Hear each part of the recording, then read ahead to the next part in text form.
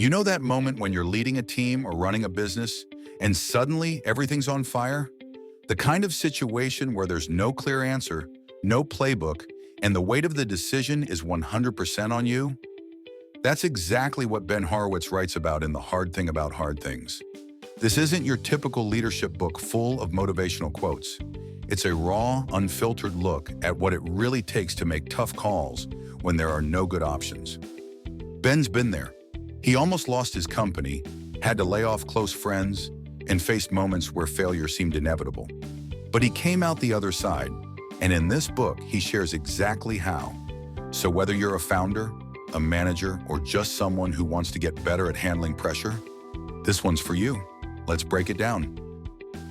Part 1, the struggle. When everything feels like it's falling apart. Every leader hits this point at least once, where nothing's working, morale is tanking, and you're questioning whether you're even the right person for the job. Ben calls this the struggle. He describes it like this. It's the feeling that no matter what you do, you're screwed. And the worst part? No one can really help you. When his company, Opsware, was on the brink of collapse, Ben had to make brutal calls, like firing half his team just to keep the lights on. There was no right decision, just the least bad one. So how do you get through it? Ben's advice is simple but powerful. Don't make big decisions on your worst day. Sleep on it. Focus on the next play, not the last mistake. Momentum matters. Remember, this is normal. Even the most successful leaders have been here. It's easy to look at people who've made it and assume they had it all figured out. But the reality? They just kept moving forward when things got hard. Part 2, the loneliness of leadership and why you need a peer group. Here's something people don't talk about enough. Leadership is lonely. You can't vent to your team. They're looking to you for stability. Your family might not really get what you're dealing with. And friends outside your industry, they'll just tell you to hang in there without understanding the stakes. Ben's solution? He built a small group of fellow CEOs, people who actually understood the pressure, and they became his sounding board. No sugarcoating, no ego, just real talk. Think about it. Even someone like Mark Zuckerberg sought out mentors like Bill Gates when Facebook was in crisis. Because sometimes you just need someone who's been in the trenches to say, yeah, this sucks. Here's how I got through it. If you're in a leadership role, ask yourself, who's your peer group? Not for networking, for real advice when things get messy. Part 3, hiring, stop looking for unicorns. Raise your hand if you've ever wasted months trying to hire the perfect candidate. Here's the thing, perfect people don't exist. And even if they did, they wouldn't be applying to your job posting. Ben's hiring philosophy is brutally practical.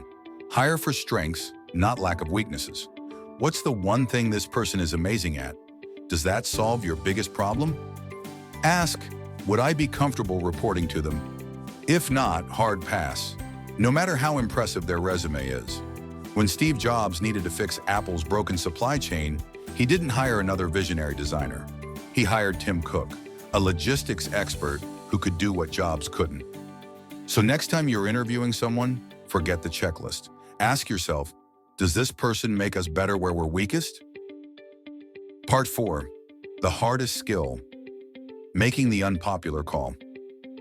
Here's the truth. Leadership isn't about being liked. It's about making the call no one else can make, even when it sucks. Ben shares a story where he had to fire a close friend, someone who'd been with the company from day one. It destroyed morale. People were angry, but it was the only way to save the business. The lesson? You can't avoid the hard things. Delaying the tough decision usually makes it worse. The best leaders aren't fearless. They're just willing to do what's necessary, even when it costs them personally. So if you're avoiding a hard call right now, ask yourself, what's the cost of not acting? Part 5, final thought. Leadership is a craft, not a trait. Here's the good news. Great leaders aren't born, they're made. Ben compares it to being a chef. You don't wake up one day knowing how to run a kitchen. You burn dishes, you mess up orders, you learn under pressure. Over time, you get better. Leadership is the same. The only way to get good at it is to do it. to face those hard things, make mistakes, and keep going. So if you're in the middle of your own struggle right now, take it from Ben. This is how you get better. All right, that's the hard thing about hard things in a nutshell. If you're dealing with your own tough decisions right now, drop a comment. I'd love to hear what resonated with you.